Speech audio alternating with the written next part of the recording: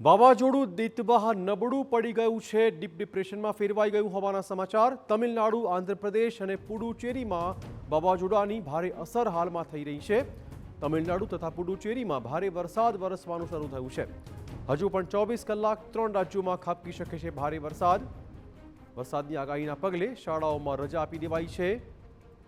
વાવાઝોડાના કારણે વિવિધ ઘટનામાં 3ના અત્યાર સુધી મોતના સમાચાર।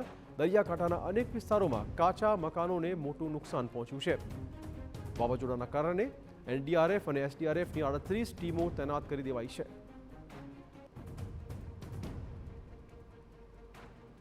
તો આ વાવાઝોડું ડીપ ડિપ્રેશનમાં ફેરવાયું હોવાના સંકેત છે, એટલે કે નબળું પડી ગયું છે, પરંતુ આની અસરના કારણે 3 રાજ્યોમાં આજે સવારથી જ ભારે વરસાદ પડી રહ્યો છે। વાવાઝોડાની અસરના પગલે અત્યાર સુધીમાં 3 લોકોના મોત થયા છે।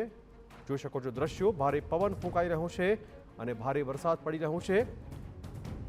આજે શાળામાં રજા આપી દેવાઈ છે।